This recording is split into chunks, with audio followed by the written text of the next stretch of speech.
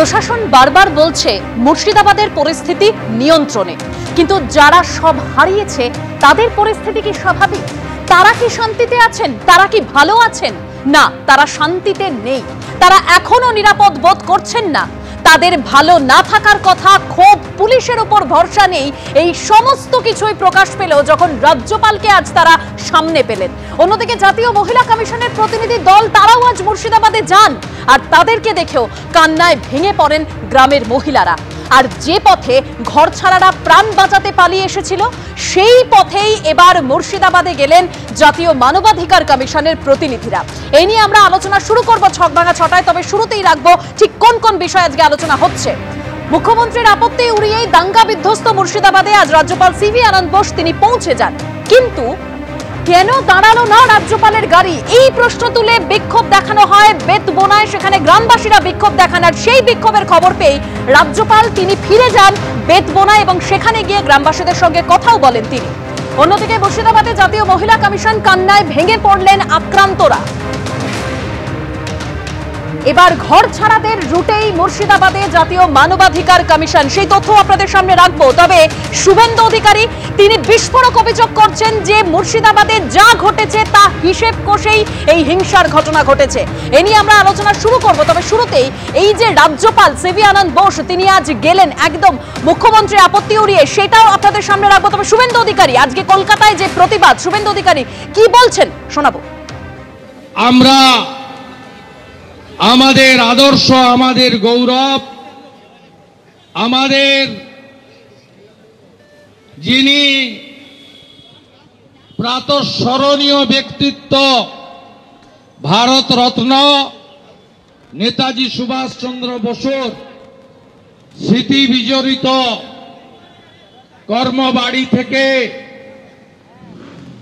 আমাদের ভারত কেশরী যিনি কাশ্মীরের জন্য তার আত্মবলিদান দিয়েছেন, যার নেতৃত্বে 1947-এর 20 জুন পশ্চিমবঙ্গ বিধানসভা সেদিন আইনসভা নামে পরিচিত ছিল।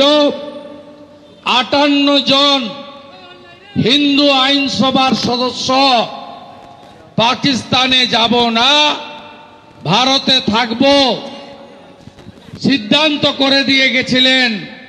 যা প্রকৃত পশ্চিমবঙ্গ দিবস সেই ডক্টর শ্যামা প্রসাদ মুখার্জির বাড়িতে গিয়ে আমরা শেষ করব। আমি সেদিনই বলেছিলাম ইন্দ্রনীল খানকে, ওই জায়গাটা ভবানীপুর বিধানসভা, ওই জায়গাটা দক্ষিণ কলকাতা, এই বাংলায় যে মোহাম্মদ আলী জিন্নার বংশধর আছে, তার নাম মমতা ব্যানার্জি,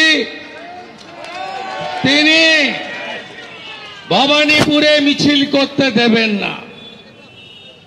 একদিনের মধ্যে হাইকোর্টে গিয়ে যুব মোর্চা কলকাতা পুলিশের দুটো গালে দুটো ভালো করে আইনি থাপ্পড় লাগিয়ে আজকে এই 1400 মিটার 1.5 কিলোমিটার মিছিল করেছে লুচির মতো ফুলবি। আমি যুব मोर्चा के धन्यवाद। हमारे बीच युवा मोर्चा के प्रभारी जुझारू युवा नेता भाई शक्ति सिंह इधर है। मैं मेरा दिल से शक्ति जी को आभार प्रकट करता हूं बंगाल यूनियन भाजपा की ओर से। आयोजक जिला दक्षिण कलकातार सभापति अनुपम भट्टाचार्य, राज्येर बलिष्ठ नेता तापस राय, राज्येर बलिष्ठ नेता प्राक्तन सांसद अर्जुन सिंह, भारतीय क्रिकेट दलेर प्राक्तन सदस्य आमादेर राज्येर सम्पादक विधायक अशोक दिंदा, नीचेও आरेक सम्पादक उमेश राय, आमादेर उत्तर कलकातार सभापति तमग्न सह सम्मानित मंच। আমি সবাইকে অভিনন্দন জানাবো মীনা দেবী পুরোহিত, সজল ঘোষ, বিজয় ওঝা, আমাদের 3 কাউন্সিলরকে যারা এই মিছিলে আমাদের যুব মোর্চার সাথে পা মিলিয়েছেন। আপনারা জানেন আমাদের এই মিছিলের স্লোগান একটাই, হিন্দু বাঁচাও মমতা ভাগাও। একটাই বাংলায় স্লোগান, একই নারা, হিন্দু বাঁচাও মমতা ভাগাও। এছাড়া কোনো রাস্তা নেই।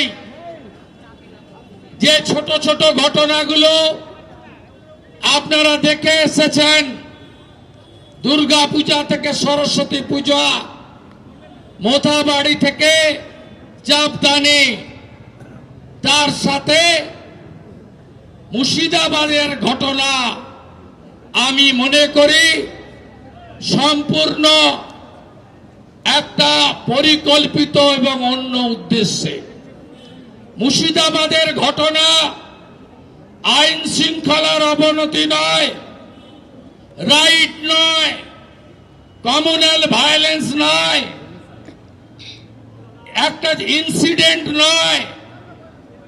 মুর্শিদাবাদের ভায়োলেন্স একটা জাতি, হিন্দু জাতি, তাকে মুছে ফেলা, ভাগিয়ে দেওয়া, পুড়িয়ে দেওয়া, কেটে দেওয়া, জবাই করে দেওয়া, তার সোনা দানা, তার বাড়ির সম্পদ, এমনকি গরু বাছর সব কেড়ে নেওয়া। এইটা আমরা ভারতীয়রা আফগানিস্তানে দেখেছি। আফগানিস্তানে কাবুল সহ সব বড় সিটি হিন্দু, শিখ, জৈনদের হাতে ছিল, আজকে নেই। আমরা পাকিস্তানে দেখেছি লাহোর, ইসলামাবাদ, রাওয়ালপিন্ডি, সব জায়গায় হিন্দু, শিখ, জৈন, পারসিরাদের হাতে ছিল। যতগুলো বড় সিটি পাকিস্তানের, তার সম্পদ, তার অর্থনীতি, তার এডুকেশন সব পরিচালনা করত হিন্দু, শিখ, পারসিরা।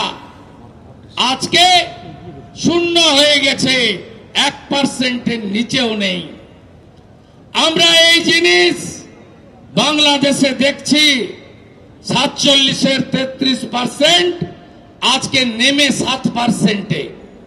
মুর্শিদাবাদে 10 থেকে 20% হিন্দু যেখানে থাকে, ধুলিয়ান, ফারাক্কা, সাজুর মোড়, ডাকবাংলো মোড়, ঘোষপাড়া, সুতির একটা অংশ বেছে বেছে সেখানে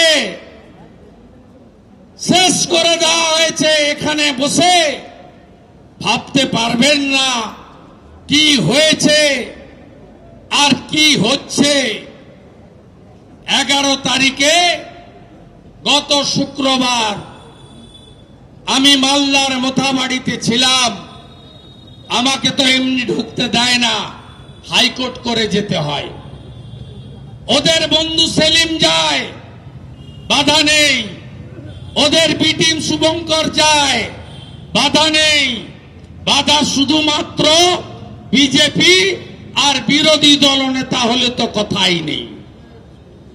আমি সেদিন মোথাবাড়িতে 2:30টায় শুরু করেছে, 6:30 পর্যন্ত নো পুলিশ। ভাবতে পারেন ওই দিন যা করার করলো। ডিএম পুলিশ যখন শাটারের নিচে 35 জন পুলিশ আহত, বিএসএফ কে পা ধরে মাঠে নামালো 300 বিএসএফ জওয়ান। 400 স্কুলের বাচ্চা আটকে ছিল। ভাবতে পারবেন না কি করেছে। 11 তারিখ হওয়ার পরে 12 তারিখে সকালবেলা জেলা শাসক ডিআইজি বিএসএফ কে বলেছে ফোন করে, আপনি বর্ডারে ফিরে যান, আপনার প্রয়োজন নেই। আমি জানার সাথে সাথে একটা শেষ চেষ্টা করেছিলাম। চেন্নাইতে ছিলেন কলকাতা হাইকোর্টের মহামান্য বিচারপতি, 4 দিন ছুটি, শনি রবি সোম মঙ্গল। অসম্ভবকে সম্ভব করে বেলা 12টার সময় স্পেশাল বেঞ্চ ফরমেশন করেছেন honourable chief justice Kolkata high court. 4:30টায় শুনানি। রাজ্য সরকার বাধা দিয়েছে, শোনেনি কলকাতা হাইকোর্ট। কলকাতা হাইকোর্টের কাছে আমরা যারা মানবতার পক্ষে লড়ি, বিশেষ করে মুর্শিদাবাদের হিন্দু সমাজ কৃতজ্ঞ থাকবেন যতদিন দেহে প্রাণ থাকবে। তারা সন্ধ্যের মধ্যে প্যারামিলিটারি ফোর্স নামিয়ে 13 তারিখ থেকে এলাকা ঠান্ডা করেছেন। এটা টেম্পোরারি। আমি আজও বলি, কেন্দ্রীয় বাহিনী সরে গেলে এই হিন্দুরা থাকতে পারবেন না। এই যে 400-500 দেখছেন বৈষ্ণব চকে, এটা আসল ফিগার নয়। 10,000 হিন্দুর পলায়ন হয়েছে। ঝাড়খণ্ডে পালিয়েছে, বহরমপুর, কৃষ্ণনগর, হাবড়া, বারাসাত, মধ্যমগ্রাম, কলকাতা, হাওড়া, বর্ধমান পর্যন্ত আত্মীয়র বাড়িতে পালিয়ে গেছে তারা। যদি এনআইএ না হয়, যদি আপাতত আরো কয়েক মাস কেন্দ্রীয় বাহিনী না থাকে, যদি সাংবিধানিক বডিগুলো শুধু দেখলাম আর ছবি তুললাম, সোশ্যাল মিডিয়ায় পোস্ট করলাম, প্রেস বাইট দিলাম, report will submit, action will be taken, এ ভাষণ চলবে না। উই ওয়ান্ট বেঙ্গলি হিন্দু, বাংলার হিন্দু। We want enough is enough. We want strong action, action, action, action. নইলে জলের দামে জমিগুলো ওখানকার র্যাডিক্যাল মুসলিমদের বিক্রি করে দিয়ে তৃণমূলের গুন্ডাদের জমিগুলো বেচে দিয়ে লোকগুলো পালাবে। আপনারা জানেন 9,000 গ্রামে পশ্চিমবঙ্গে সিপিএম এর সেকুলারিজম আর মমতার তোষণ, আগের 34 এখনকার 14, এই 48 বছরে 9,000 গ্রামে শাক বাজে না, দীপ জ্বলে না, তুলসী মঞ্চ নেই। এর কারণ এইটাই, হিন্দু ভাগাও, জমি কেন, বেঘর করো। আমি দাবি করেছি আগে, আবারও করি। সেটা হলো পাকিস্তানের সীমান্তবর্তী কাশ্মীরের গ্রামগুলোতে 0 পয়েন্টে যদি ভারত সরকার আধা সামরিক বাহিনী গ্রামরক্ষী কমিটি করে প্রশিক্ষণ দিয়ে লাইসেন্স বন্দুক তুলে দিতে পারে, তাহলে বাংলাদেশ বর্ডার এলাকা মুর্শিদাবাদের হিন্দু সংখ্যালঘু গ্রামগুলিতে তাদেরকেও কাশ্মীরের মতো গ্রামরক্ষী কমিটি করে প্রশিক্ষণ দিয়ে অস্ত্র লাইসেন্সের অস্ত্র তুলে দেওয়া উচিত। আত্মরক্ষার অধিকার সবার আছে। বাবা সাহেব আম্বেদকর দিয়ে গেছেন আত্মরক্ষার অধিকার সবার আছে। ভয়ঙ্কর অবস্থা, বাড়িগুলো তৈরি করে দেবেন, সবাই করে দেবেন তো? মমতার টাকা ওরা নেবে না। আমরা ইতিমধ্যে যা যা করেছি, আমি একটু পরে আমি একটা এনজিওতে যাচ্ছি, প্রেস কনফারেন্স করব। 80টা অ্যাকাউন্টের নাম পেটিএমে আছে। আমি জানিয়ে দেব বাংলার লোককে, পাঠান হিন্দুরা ওদের অ্যাকাউন্টে টাকা।